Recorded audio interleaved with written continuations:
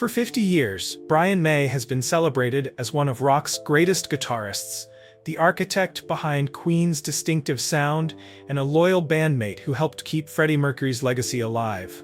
But behind the harmonious image and public displays of brotherhood, a more complicated truth has been hiding in plain sight.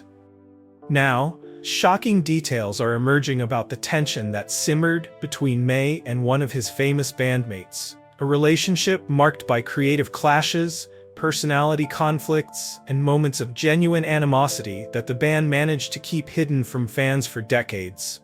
The story involves smashed instruments, sabotaged recordings, and one infamous incident where May threatened to quit the band entirely. Born Brian Harold May on July 19, 1947, in Hampton, Middlesex, England, his path to rock stardom began far from the spotlight. The son of a civil engineer father and Scottish mother, young Brian showed remarkable intelligence from an early age. His academic prowess was undeniable.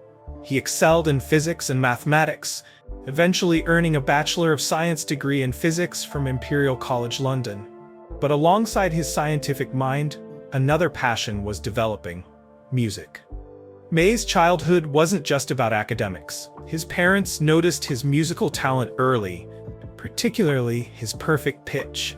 At Christmas 1958, when Brian was just 11, his parents gave him his first guitar, a modest acoustic model that he practiced on relentlessly. His father, Harold, an electrical engineer with a knack for building things, watched his son's growing obsession with music with mixed feelings. He wanted Brian to pursue a proper career in science, not the uncertain path of a musician. This created the first real tension in Brian's life, a conflict between artistic passion and practical expectations that would later echo in his band relationships. By his teens, Brian had formed his first band, 1984, named after Orwell's novel, playing covers at school dances. Even then, his perfectionism was evident. Bandmates from this era recall how Brian would insist on rehearsing the same song dozens of times until every note was perfect. This attention to detail would later become both his greatest strength and a source of conflict within Queen. Unable to afford expensive instruments, Brian and his father embarked on a 2-year project to build his iconic red special guitar from scratch. They used wood from an 18th century fireplace mantel, motorcycle valve springs, mother-of-pearl buttons from his mother's sewing box, and even parts from his mother's knitting needles. That homemade instrument, completed in 1964, would later create some of rock's most recognizable sounds and become as famous as the man who played it. May's university years revealed another side of his personality. While studying physics, he became known for his quiet intensity. Classmates described him as brilliant, but somewhat aloof, often lost in thought. One professor noted that May had the mind of a scientist but the soul of an artist, a duality that would both enhance and complicate his musical career. In 1968, while still pursuing his degree, May formed a band called Smile with drummer Roger Taylor, whom he met through a classified ad. They played small gigs around London, building a modest following. Their sound was raw but promising, a blend of hard rock and progressive elements that hinted at what was to come.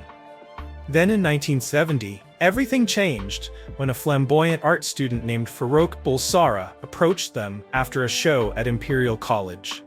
Better known as Freddie Mercury, he suggested joining the band and changing their name to Queen. May was initially hesitant. He valued the chemistry he had with Taylor and wasn't sure about Mercury's theatrical style.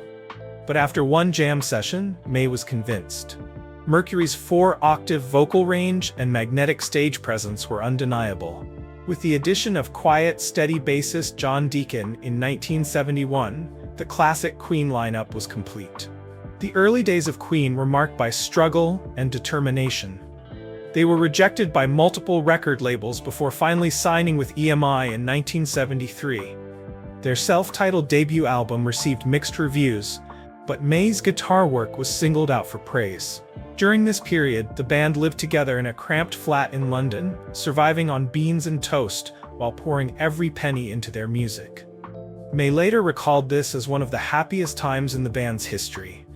before fame, fortune, and internal tensions complicated everything.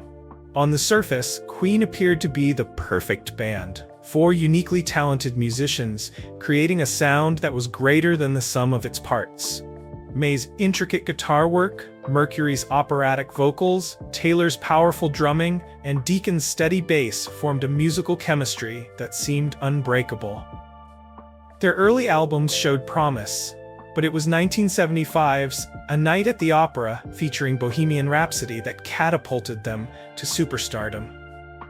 The recording of Bohemian Rhapsody offered the first glimpse of the creative tensions that would later define the band. Mercury arrived with a complex vision for the song, and May spent weeks crafting the perfect guitar solo and harmonies. The famous operatic section took over 180 hours to record, with May, Mercury, and Taylor singing their parts for 10 to 12 hours a day. During this grueling process, May and Mercury clashed repeatedly over arrangements, with May later admitting he thought parts of the song were too operatic for a rock band. Despite these disagreements, the final result was a masterpiece that showcased both Mercury's vision and May's guitar genius. Behind this success, however, the first serious cracks were beginning to show.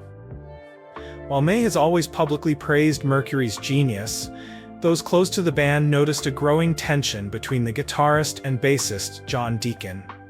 Their personalities couldn't have been more different. May was methodical, intellectual, and somewhat reserved, while Deacon was quiet yet stubborn, practical, and increasingly frustrated with the band's direction. The conflict first became noticeable during the recording of News of the World in 1977. May wanted to push the band toward more complex, progressive rock arrangements, while Deacon advocated for more radio-friendly, straightforward songs.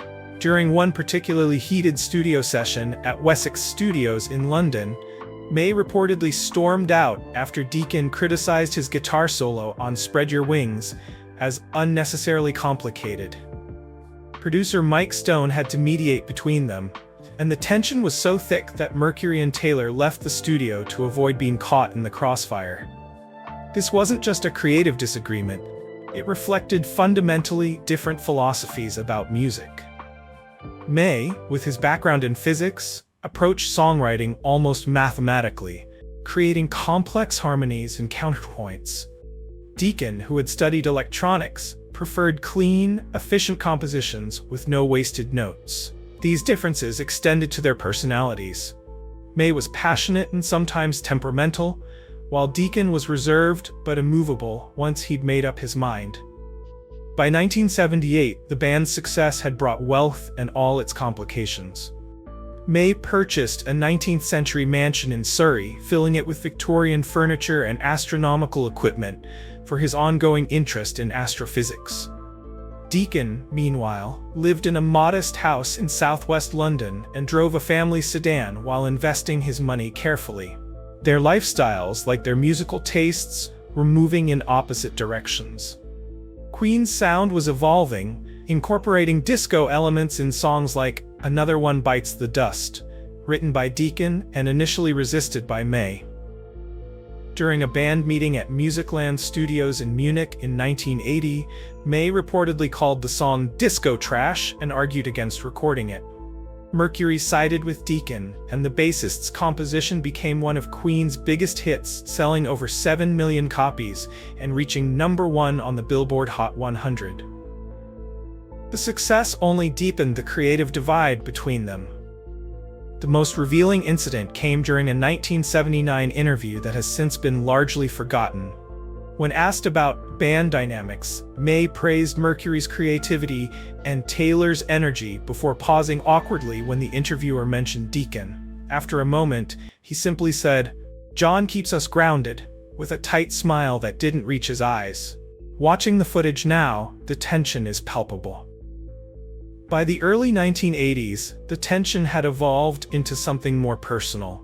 During the Hot Space album sessions in 1982, the band's most disco-influenced record, May and Deacon barely spoke to each other. Producer Reinhold Mack later revealed that they would sometimes record their parts on different days just to avoid being in the studio together. May later admitted that he detested much of the album, which was heavily influenced by Deacon and Mercury's interest in funk and dance music. The situation reached a breaking point during the mixing of Back Chat, a funk-heavy track written by Deacon. May wanted to add more guitar, while Deacon insisted the song worked better with minimal guitar parts.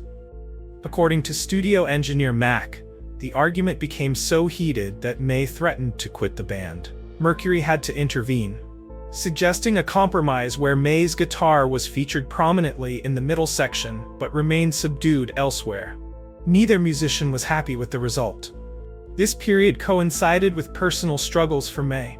His first marriage to Christine Mullen was falling apart, and he was battling depression. In a rare moment of vulnerability, during a 1983 interview with Record Mirror, he admitted feeling lost and questioning everything, including his place in Queen. Those close to him noticed he would often retreat to his hotel room immediately after shows, rather than joining the others for after parties. The most explosive incident came during the Works tour in 1984. After a show in Sun City, South Africa, a controversial appearance that drew criticism for breaking the cultural boycott against the apartheid regime, May and Deacon had a furious argument backstage. According to a crew member who witnessed the confrontation, Deacon accused May of caring more about his guitar solos than the moral implications of where they performed. May reportedly responded by calling Deacon soulless and just a bass player. The argument escalated until Mercury and Taylor had to physically separate them. What few fans realize is that this conflict nearly ended Queen 5 years before Mercury's diagnosis. Following the South Africa incident, May didn't speak to Deacon for nearly 2 months. They communicated through assistants during the remainder of the tour, standing at opposite ends of the stage during performances. It was only Mercury's intervention, reportedly telling them both to grow up or get out, that prevented the band from splitting. Despite these conflicts, Queen maintained a united public front. In interviews, May would praise Deacon's contributions, while Deacon would acknowledge May's guitar genius. But those in their inner circle knew the truth. These were professional colleagues, not friends. One roadie who worked with the band throughout the 1980s described their relationship as Arctic at best. The tension reached its peak during the recording of The Miracle in 1989. By this time, Mercury's health was declining due to AIDS, though it wasn't public knowledge. The band made a decision to credit all songs to Queen rather than individual members, a move that particularly frustrated May and Deacon, who had very different ideas about the band's musical direction. During the recording of I Want It All, a classic May-style rock anthem, Deacon reportedly sabotaged a take by deliberately playing out of time. May confronted him, and according to producer David Richards, the bassist simply said, "Not everything has to be about your guitar." Mercury, already weakened by his illness, broke down in tears at the conflict between his bandmates. It was a sobering moment that temporarily put their differences into perspective. What many don't know is that during this period, May was going through his own personal struggles. His marriage was falling apart, and he later admitted to battling depression so severe he contemplated suicide. In a 2002 interview with The Guardian that received little attention, he revealed that he would sometimes sit in his car in the studio parking lot for hours, unable to face going inside and dealing with band tensions on top of his personal problems. Deacon, meanwhile, was becoming increasingly withdrawn, frustrated with the music industry, and concerned about Mercury's health. Their different approaches to handling stress only widened the gap between them. May threw himself into work, writing songs and playing guitar until exhaustion set in. Deacon became quieter, more distant, focusing on his family and financial investments outside the band. One particularly telling moment came during the video shoot for These Are the Days of Our Lives in May 1991. Mercury's illness was advanced, though still not public knowledge. Between takes, May was constantly at Mercury's side, adjusting his costume, bringing him water, showing genuine concern. Deacon, according to the director, remained distant, watching from the sidelines with what appeared to be detachment. Later analysis suggests this wasn't coldness, but rather Deacon's way of processing grief. He couldn't bear to acknowledge how ill Mercury had become. When Mercury died in November 1991, the band's dynamic changed forever. At the Freddie Mercury tribute concert in 1992, May and Taylor were front and center, while Deacon remained more in the background.